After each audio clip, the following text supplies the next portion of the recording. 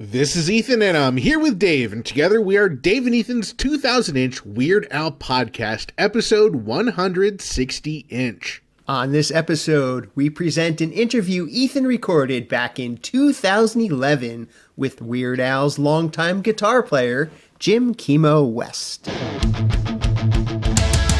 It's Dave and Ethan's 2000-inch Weird Al podcast. It's a podcast about Weird Al. It's Dave and Ethan's 2000-inch Weird Al podcast. Seriously, the whole podcast is about Weird Al. Dave and Ethan's 2000-inch Weird Al podcast. You don't have to listen, but we're glad you are. Dave and Ethan's 2000-inch Weird Al podcast. Well, we hope everyone enjoyed the little break for my birthday, but we're back this episode with yet another classic interview from my Weird Al radio show archives. Oh yeah, these Ethan archive interviews are so much fun for me to hear for so many reasons, of course, but I just love how they are a time capsule of Weird Al events as they were unfolding in 2011. That's right around the release and excitement of the Alpocalypse album. Yes, well, plus everyone gets to hear exactly what I sounded like when I was still in college, but already knew everything. But first, it's time for what's happening in Weird Al related news. Well, Weird Al is still out on the road for his unfortunate return of the ridiculously self-indulgent, ill-advised Vanity Tour, and this week he will be in Las Vegas for 3 shows at the Venetian Theater starting tonight. This is the first and only time on this tour that Weird Al will be playing at the same city and venue 3 times. And it'll be really interesting to see how the set lists shake out. Will there be 3 entirely different shows? You might even say that the set lists, well, they're all shook up. You might, but I wouldn't. Well, I know what happens in Vegas is supposed to stay in Vegas, but Dave, you and I have tickets to all of these Vegas shows this week, and we plan to record ridiculously self-indulgent bonus episodes for each show, so you get to hear all about them even if you're not here in Vegas. And if any of you will be at any of these shows, please stop by and say hi to Ethan and myself. Oh, and speaking of ridiculously self-indulgent bonus episodes, our intern Frank has been posting a bunch of those ridiculously self-indulgent bonus episodes recently.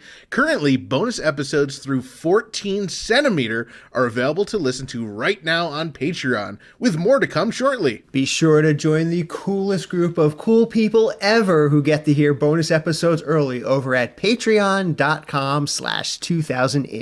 And earlier this week, the the general public were treated to ridiculously self-indulgent bonus episodes 12 centimeter and 13 centimeter. Our reviews of Weird Al shows in Ridgefield, Connecticut and Huntington, New York. All right, now it's time for what's happening in burrito related news. Take it away, Ethan. This episode is brought to you in part by Vegan Burrito Restaurant Burrito in Troy, New York, home of the 2-pound double wrapped in quesadilla burrito and Wizard Burger in Albany, New York. Come on down to Burrito and Burrito your burrito, or hop on over to Wizard Burger for mouth-watering, loaded, dare I say, beefy vegan burgers. From Troy to Albany to Uranus, Burrito and Wizard Burger feed the hungry with out-of-this-world, plant-based, real food, always vegan style. Visit burritosquare.com and wizardburger.com to order ahead. And now it's time for what's happening in Grammy Award Winning Jim Kimo West related news. Take it away, Dave. Well, unfortunately, Grammy Award winning Jim Kimo West tested positive for COVID-19 again, so he has been playing concerts from backstage for several shows. Now, he seems to be in good spirits, and Al's even been having some fun with the situation,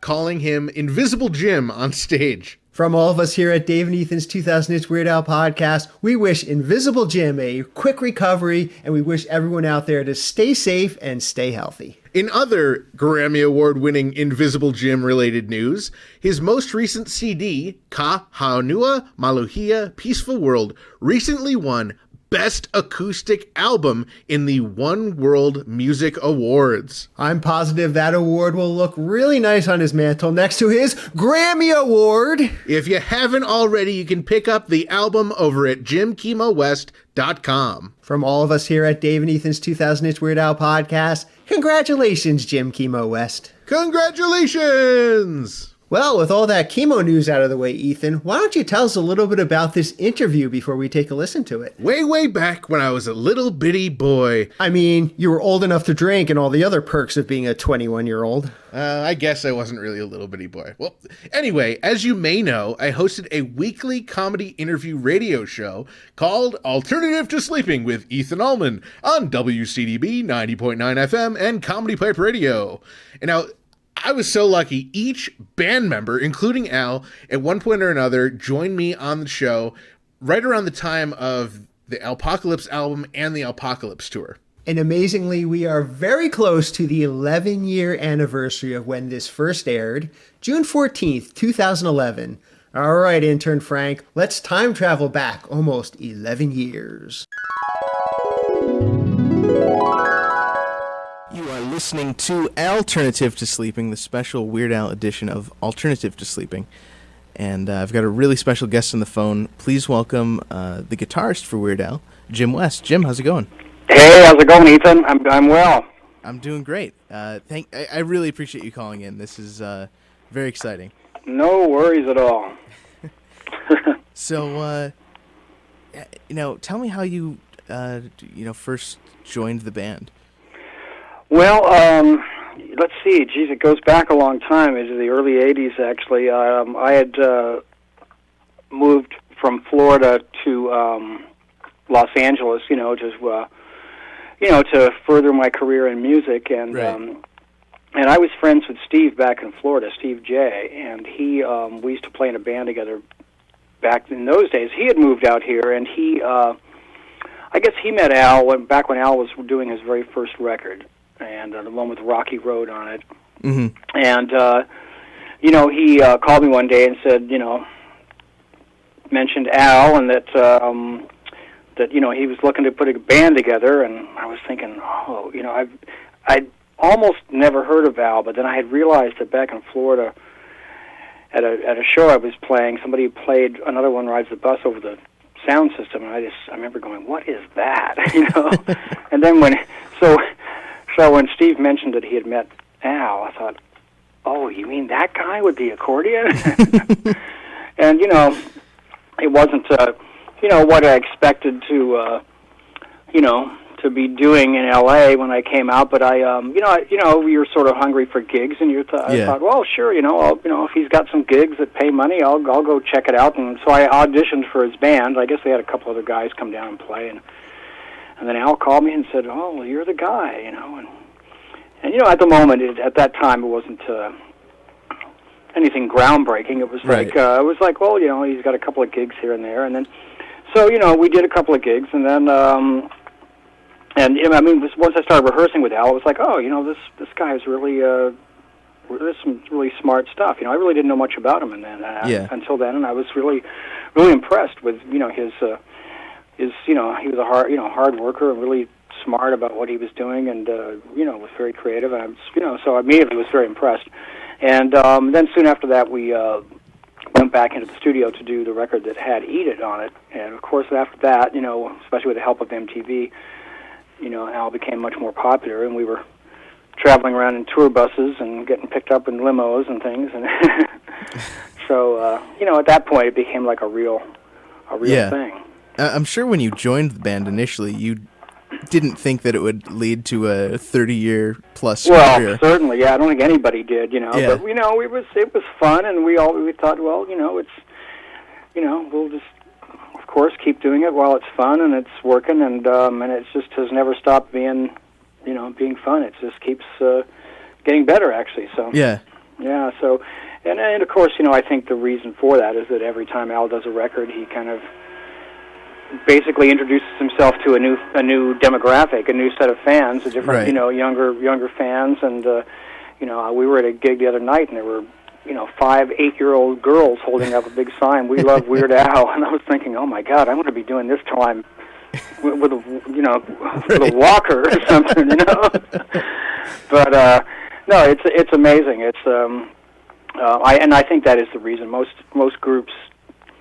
They grow up, they have a fan base, and the fan base kind of gets older with them, and then stop going to shows, and, kind of fizzle out, and, unless they're the Rolling Stones or something, but, Al just keeps having a new fan base every time he puts a record out, and it's pretty remarkable, actually. Yeah, and even though the parodies are very topical, I started listening when I was 6, maybe around 96, and I've not heard most of the original songs for the parodies, and I still love the song. So it's not just a gimmicky parody; it's a legitimate good song. Well, exactly. He of course uses the existing music, and that's what makes it special. Uses the music that's very popular. But right. But in many cases, I look at his lyrics. And look at the craftsmanship that goes into them, and the thought, and the ideas, and the comedy, and sometimes when you compare them to the original song's lyrics, it's just way better. It's like, the original song could be, just sort of some generic kind of lyric, and of course it's hugely popular because it's, Miley Cyrus or something like that. But when you look at Al's lyrics, it's like, wow, this is really well thought out. Much more thought out and much more entertaining than the original, in my book. Yeah, same with me. Yeah, and in that sense, I think when we do shows, of course, we do, a lot of parodies that were quite, from way back, and a lot of the kids have. This has been true for many years. Don't even know what that original song is. But Al's treatment is so solid and so much a thing of itself that it almost doesn't matter. It's like even if you don't know the original, it can still be an entertaining song. Mm-hmm. So that works. That's another reason it's worked so well over the years. Yeah. Now, just to go back to the audition, I'm just curious how your initial audition went. Was it just like Al and Bermuda, and you just played for them, or? It was, well, let's see, Steve was already, had already been hired, because he had, like I said, he was working on the first record, so he was there, and it was just, it was Al, Steve, and Bermuda, and I think I came in to a rehearsal room as some other guitar player was leaving, and, I'd been given a tape to learn some songs, so I learned a few tunes, and I remember mentioning to Al or Bermuda that, I said, who was playing guitar on the tape? It sounded really good. And Bermuda said, that's my brother. Who, Bermuda's brother is Mark Bermuda's brother plays with, his name's Richard Bennett. He plays with Mark Knopfler. Okay. And has played with a bunch of people over the years. But anyway, it was basically just... going in and playing a few tunes, and I think the other thing too is that, that I, have been doing backup vocals for years, so doing a lot of vocals wasn't a problem, and that was something that Al needed to have in a guitar player, was somebody who can do some singing too. So, and the fact that Steve and I have been working together, it just kind of worked well together. Worked well and just fell into place pretty easily, And we were excited to get out and tour around, and even some of the initial tours, which were very small and low, like driving around in a station wagon, and or with Steve and I driving the equipment truck and things like that. Yeah. That was still a lot of fun. Still good fun, and it still is to this day. Now, were you a fan of comedy music before you were in the band? Well, I wouldn't say I was a fan, but I certainly liked novelty music. I think most people do. I mean, over the years, just hearing novelty songs on the radio. When I was a kid, those were the ones that would, regular music, especially stuff that my parents listened to, didn't interest me at all. But the stuff that would perk my ears up would be those kind of crazy, wacky novelty songs that would be on the air. So I wouldn't say I was a fan of it, but that certainly was the stuff when I was a kid that really caught my attention more than anything. Yeah. And I certainly liked that stuff when I was a kid. So when I got a little bit older and started playing guitar, I think I started playing when I was about 12. Then I started getting more serious about the music part of it. Yeah. But I certainly, especially before I started playing guitar, I really was always entertained by novelty songs. Yeah. And then when I came out to Los Angeles, Dr. Demento was still on the air, and I used to like listening to that show sometimes. I'd tune that in. He had like a 3 or 4 hour show here in L.A., And that was always fun. I always liked listening to it because you're just going to hear stuff you'd never hear anywhere else. Right.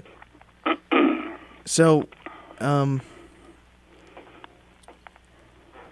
I wanted to hear about your side project. Oh, yeah. That's my Hawaiian slack key guitar project. Yeah. Yeah. Well, that's something that I've been doing sort of under the radar for a long time. I first went to Hawaii not soon after I met Al. I think it was probably 1985. We had just gotten off the road with the Dare to Be Stupid tour.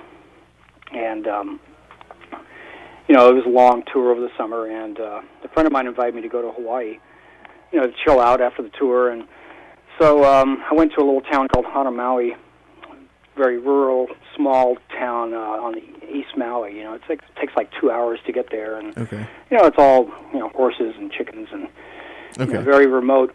But when I just fell in love with the place, and also at that point the place I was staying, they had a lot of records, Hawaiian music records, and especially they had a lot of Hawaiian slack key guitar records, and I really liked listening to Hawaiian slack key, and I could understand a bit of what it was about. It involves, it's an old style of playing that Hawaiians developed when they first got guitars, and it involves changing the tuning or slacking the strings down from standard pitch into these into chords and different kinds of chords, and I was going to ask you what slack key was. Yeah, so it's really about slacking the strings down and creating chords out of this tuning as opposed to standard guitar tuning, and so there's a whole history of it. And anyway, I just really love listening to it, and I understood what was going on with it technically, and I just something I just initially liked to listen to, but then it started creeping into my repertoire, and I started writing slack key songs. I didn't really start writing any until the 90s, but I started writing my own slack key style songs, and eventually had enough to make a CD, and I put my first CD out, I think, in 1999. It was called Coconut Hat. But I got a lot of great response, and a lot of encouragement from people, and including a lot of the major slack key players in Hawaii, the real legends who are still playing. I mean, I felt like I was sort of accepted into the ranks, early on, and really, so that gave me a lot of encouragement. So I've been doing it ever since. It's just something that brings me a lot of enjoyment, and but I also, play professionally at the festivals, slack key festivals, and different concerts, and smaller concert rooms, and especially around Southern California, and in Hawaii. I just got back from Hawaii. I was there for a few weeks doing shows over there. Oh, cool. And but it's a very small, sort of niche-y thing, and there are only a handful of there's just a handful of guys who are really touring and doing that, and I'm just really honored to be sort of in that elite little club of slack key players who are out doing it professionally and playing concerts. And originally slack key wasn't really a concert thing. It was something that was just sort of played at home, like a back porch type music. But it's become it's something, like I say, more than anything else. It's just something that brings me a lot of enjoyment. If I'm sitting around home just playing my guitar, I'll just usually be playing something like that, and it's a lot of fun. And then using the different tunings, I've come up with some of my own tunings, and it's fun discovering all the different possibilities of all the different tunings. Have you been able to incorporate slack key into any Weird Al songs? Well, not really. Although, even, and this was really before I ever started playing slack key, but there were a few songs that were, used alternate tunings, Right. And in fact, the very first one was one of the ones that I auditioned. When I went to audition with Al, I was given a tape, and there was a song called Happy Birthday. Mm-hmm. And I remember listening to it, starting to learn it, and I was going, hey, that guy, wait a minute, this guitar is in an alternate tuning. And, I could hear what was going on. Yeah. And it was in an open D tuning, And so, there's more to slack key than just the changing the tuning. But also later on, we did a song, recorded a song called You Don't Love Me Anymore. and which we are doing in the show presently. We're Yeah. doing that song, and that is in an alternate tuning too. Now, that being said, it's not really slack key, but it's Close to it. it's got the it's an alternate tuning. Although slack key is more about stylistic. It's besides the tuning. There's sort of a lot of stylistic elements that define it. So I don't really bring much of that at all to Al's show. I don't want to do anything that's out of place. Right. So, but it's something, like I say, that brings me a lot of pleasure. I bring my acoustic guitar on the road, and I play a lot of slack key in my hotel room, and learn songs and write new songs and this and that. How many albums do you have out of slack? Well, I have 4 records out. Primarily, I have a few other ones that were sort of other projects, but I have 4 on my own label, and one I did in 2000, the year 2000, which was a commission from the National Tropical Botanical Garden on Kauai. That was called Nurturing the Garden. So it's not. I don't really include that in my catalog so much, but it was. It's all my music. It's original music, and then there was a couple of other projects I've been hired for to do for CMH Records, and they're not really slack key projects. They're more like Hawaiian music projects. So but as far as my regular catalog, right now I have 4 CDs: Coconut Hat, Slack Key West. There's one called Hawaiian Slack Key Guitar Kimo Style, and I have a Christmas CD called Kimo's Hawaiian Slack Key Christmas. And that one actually has done quite well, but I do have a new one coming out. I don't have a title for it yet, but it's pretty much all done, and just have to get the package together. But it's cool. It should be out this summer. Great. Yeah. Now, where does the nickname Kimo come from? Well, in Hawaii, they often they often have Hawaiian names for people for different common regular English type names. Okay.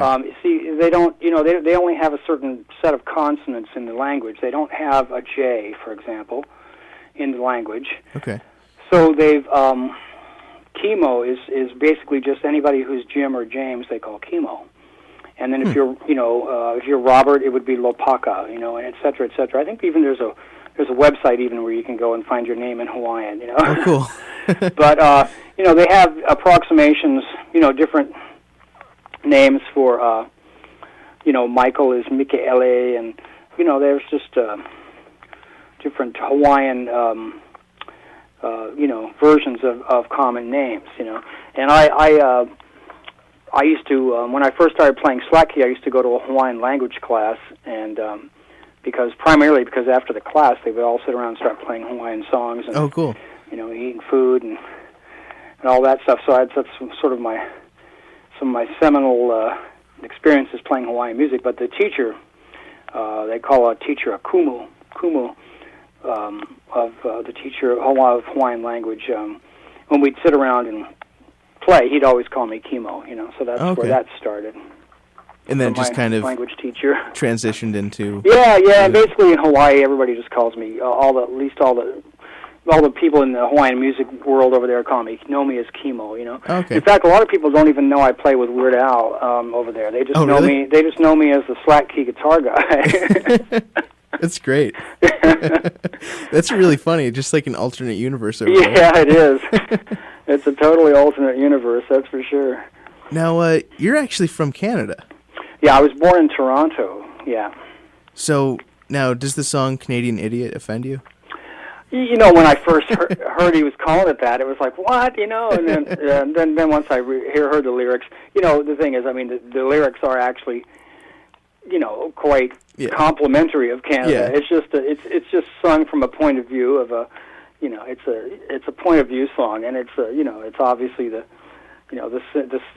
person singing it is kind of a caricature, So, but it's very funny, and I actually really enjoy playing it because it's a rockin' song. I like to jam out on the rockin' songs more than anything else. Now, for the original songs, are you, do you write all the guitar stuff yourself, or does Al kind of have an idea? Well, he usually has a stylistic idea, of how he wants it to sound. Mm-hmm. You know, a lot of the original songs he'll, you know, sometimes are style parodies where, like, for example, Dare to Be Stupid is an obvious Devo-type Right. song Right. written in the Devo style. Some of them are a little more subtle, but, you know, he'll provide, you know, some stylistic references, you know, but he won't, you know, he'll let me, you know, pretty much come up with my own parts, but, you know, he's got an idea of what he wants it to sound like. He might say, oh, on this part, can you do something like, you know, like what they're doing on this record here, this kind of sound, or, you know, he'll have some input, you know. Okay. And, but, you know, the final parts are, you know, I pretty much come up with, you know. Cool. Now, I'm very curious about the Yoda chant. You know, how much practice goes into that? Well, if you were having to learn it all on, you know, from the beginning to the end for the first time, it would take a huge amount of practice. But Yeah. it started off very short, and we've just added to it over the years, you know, so we keep adding more sections to it, you know, so, you know, it's not that hard. We just basically learn a new part, and then... Would you say, like, every tour you add a new one? Yeah, more or less, yeah. And we add, you know, add something else in there, change it a little bit. So it's not, you know, if you had to learn it all from the beginning, just for the first time, that would be just crazy. There would be a lot to remember, but yeah, we've added on to it over the years. So it's you know, it started off with this Indian chant. It's not really a chant. It's really a musical vocalization when they, you know, Right. that people use when they're studying Indian drumming, you know, like tabla playing and stuff. They learn a lot of the traditional songs by learning them vocally first. You know, the vocal sounds represent different attacks on the drum, and they, you know, and then once they get the technique on the drum, then they already have that memorized. But anyway, yeah, it's just sort of grown over the years, and you know, we've added to it over and over again. And Now, I know Al pretty much writes all the lyrics for the Yoda chant. Do you guys get input, or is it just him? oh yeah, you know, we've had it. I mean, in the early days, we would be riding around, sitting in the back of the bus, and coming up with, you know, brainstorming, coming up with crazy ideas, you know. But you know, sometimes he'll just present an idea, and but you know, oftentimes he throws it out there, and you know, to see if anybody's got any good ideas. You know, we've all sort of contributed to it a bit. I think for the live shows, that and then the shockwave jump in the Fat song. Those are like my two favorite parts of the show. Yeah, yeah, there's some good stuff in there. And the new show will be, you know, we'll be doing a new show starting in early July. Right. We'll be adding some new songs, and but yeah, it should be fun. I'm definitely looking forward to seeing you guys do all the new stuff. Yeah, it's going to be good. I think the show is just getting better and better. Oh, absolutely, yeah. Yep. I think I must have been 9 when I saw my first one. Oh my God. And and then I guess I've just been a big fan ever since, and maybe that's why I went into comedy and all that stuff. So I think you guys corrupted me. Well, you and Jimmy Fallon. I mean, he told us when we first met him that, you know, that Al was his first concert, and that he you know, was inspired to do comedy from Al. His original comedy stand-up routine was with a guitar doing funny songs, and he still does that. But yeah, Jimmy Fallon was a guy who was, you know, who claims, you know, who credits Al as being his main influence for getting into comedy.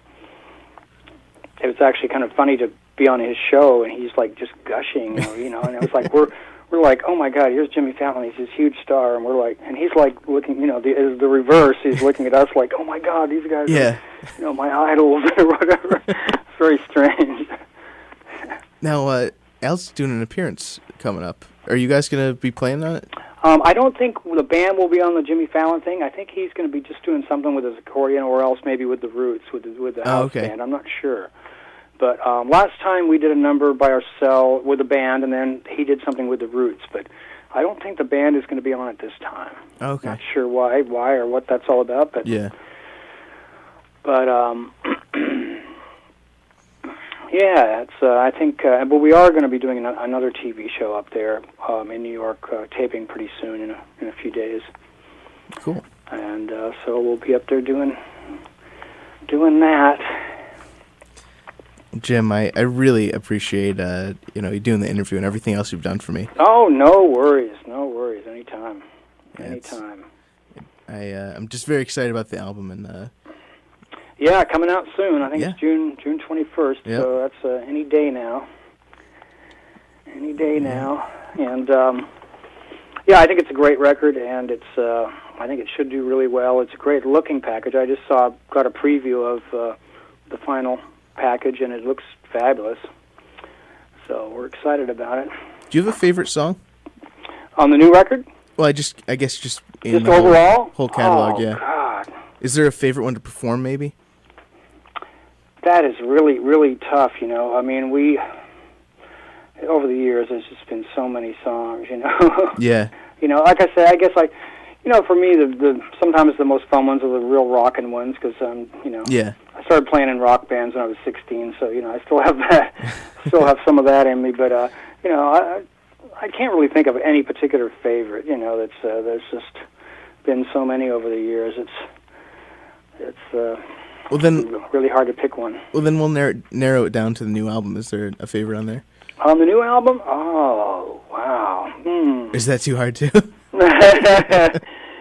Jeez, I don't know. Do you dislike the songs that you don't play on? What's that? Do you dislike the songs that you don't play on? Well, you know, the thing is, I'm involved with the songs, even if I'm not playing guitar on them. I do a lot of production on the record. Oh, okay.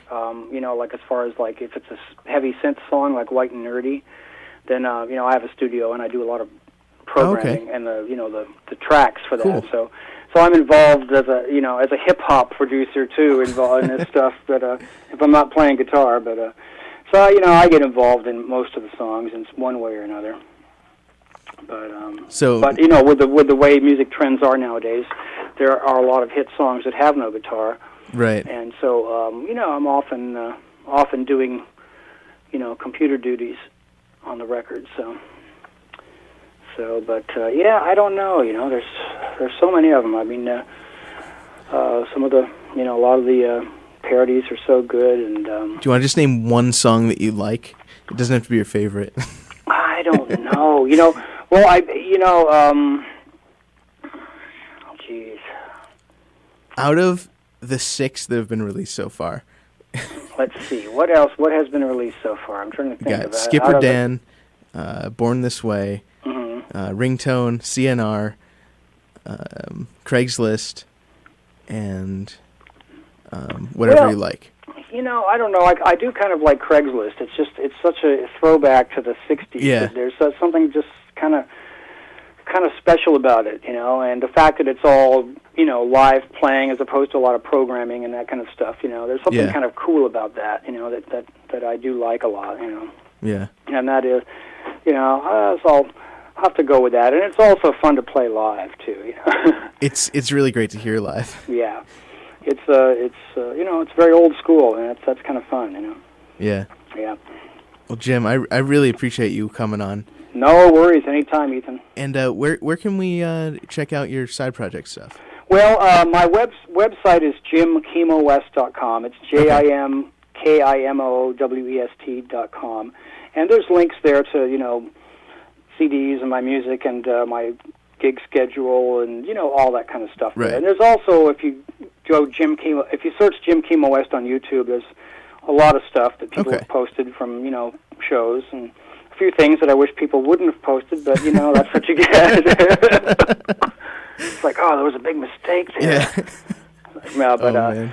yeah, but there's a lot of stuff on YouTube, and then also my website. Oh, cool. Jim, thank you so much. All right, well, have a great day, Ethan. You too. Thanks, Jim. Okay, aloha. That was Jim Kimo West, and special thanks go out to him. He great guy. It's my favorite guitar player. So I really appreciate him calling in. Well, that was really exciting. Thank you so much for sharing that with us, Ethan. And a huge thank you to Jim Kimo West and Alternative to Sleeping with Ethan Allman. Whoa! Whoa! Hold on now, intern Frank. We're just not ready for that kind of a commitment this episode. I know we've got a lot of calls to get to on the 347 Spatula hotline, the official hotline of Dave and Ethan's 2000-inch Weird Al podcast, but we're a little bit pressed on time here, so they are just going to have to wait for a future episode. But the kind of commitment we are ready for is this week's episode is brought to you in part by Discover Darwin, promoting tourism in Darwin, Minnesota. Not only is historic Darwin, Minnesota beautiful, it's also not invisible. Not only does the city of Darwin, Minnesota exist, it also appears on many maps. Wow, that's incredible. Okay, so if I had a map of Meeker County, Minnesota, would Darwin be on that? Yes, it would. Okay, well, that makes sense. But what if I had a map of Minnesota? Well, I mean, if it's a detailed enough map, it should be there. Okay, how about a map of the United States of America? I mean, possibly, if it's a really good map made by a really good reputable company, I mean, they should definitely include Darwin. Ah, but what about maps of Canada? I mean, that's possible if they also show bordering states. Okay, so that makes sense. But what about the 1893 map of the square and stationary Earth that claims that the Earth is flat? Sure. Wait, what? Is that even a real thing? So visit Darwin, Minnesota on your next mapping expedition. Discover Darwin more than just the twine ball. And after you visit Darwin, Minnesota, be sure to visit discoverdarwin.biz. This is a special alert to the Dave and Ethan's 2000-inch Weird Al podcast broadcast alert system. Oh, who sponsors the hamsters on Dave and Ethan's show? It's Jack Bateman. Squishy and mellow and named after me. It's our hamsters. If furry hamster nonsense and Weird Al talk something you wish, Weird Al podcast. You'd probably also think Twinkie Wiener sandwiches are delish. Dave and Ethan. Dave and Ethan. Dave and Ethan. Dave and Ethan's 2000-inch Weird Al podcast. That is all for this week's Hamster Report via the Dave and Ethan's 2000-inch Weird Al podcast broadcast alert system. Dave and Ethan's 2000-inch Weird Al podcast is brought to you absolutely free thanks to our incredible sponsors, Burrito, Discover Darwin, Jackson Scoggins, and Jack Bateman. Our podcast is also supported by everyone in our Patreon family, with special thanks to our amazing close personal friend level Patreon supporters. Gus and Alicia, Jake, UH Jeff, Kenneth, Scott, Zeb, Adriana, Allison, Blair, Frank from the Bank, Rim Jams, Jared and Rocky, Javier, Nancy, NES Josh 64, and also thanks to our newest Patreon supporters, Flip the Table, Red State Update, and Adrian, and everyone else in our pretty stinking majestic Patreon family. If you enjoy our family-friendly, wild and wacky Weird Al podcast, please consider supporting us at patreon.com/2000inch. There are awesome benefits like getting your name on the podcast, your very own private RSS feed, and access to secret episodes. And now would be a really good time to join if you have not already, because you will be the very first to hear The Unfortunate Return of the Ridiculously Self-Indulgent, Ill-Advised Vanity Tour Concert Review bonus episodes. And don't forget to check out our official merchandise over at shop.2000inch.com. The Unfortunate Return of the Ridiculously Self-Indulgent Ill-Advised Vanity Tour is underway, so make sure you get your orders in today. I just put in my order for my very own We Hate Intern Frank shirt. I want everyone at the concert to know exactly how I feel about our lousy, rotten, farting intern Frank. We love hearing from our listeners and other Weird Al fans. Join our Facebook community and post about Weird Al by visiting group.2000inch.com, as well as our brand new Discord for even more riveting Weird Al related conversations. Plus, we also love it when we receive voicemail via our official patent-pending 27-hour-a-day podcast hotline, 347 Spatula. Give it a call, and you might even hear your message in a future episode.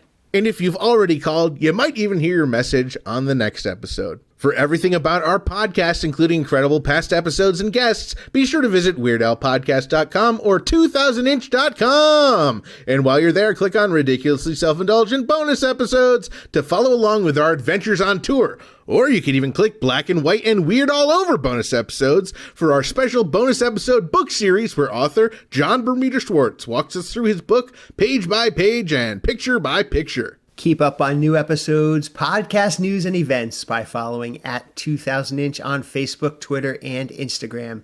And thank you for subscribing and leaving reviews on your favorite podcast app.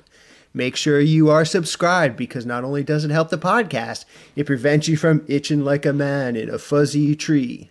Thank you once again to Invisible Jim, aka the Grammy Award Winning Jim Kimo West, Ethan Ullman, Alternative to Sleeping with Ethan Ullman, WCDB 90.9 FM, Comedy Pipe Radio, Jeremy Samples, and Kat O'Carroll. And thank you to the Grammy Award Winning Jim Kimo West for our incredible podcast theme song. And thank you to Weird Al Yankovic, as this podcast probably would not exist without him.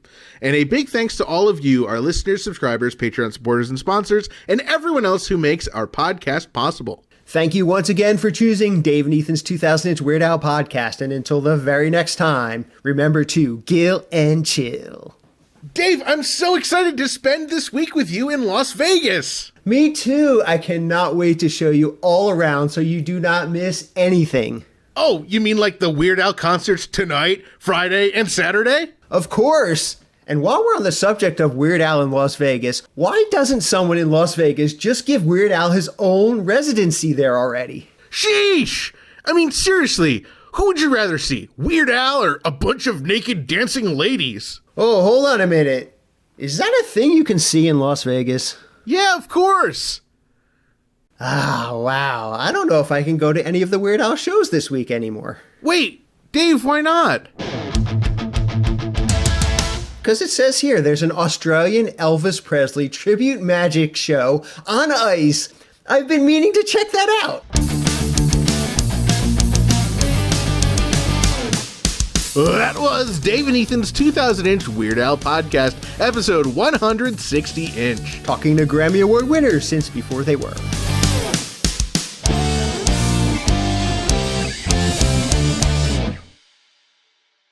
Dave and Ethan's 2000 Inch Weird Al podcast. Ooh, I've been meaning to check that out.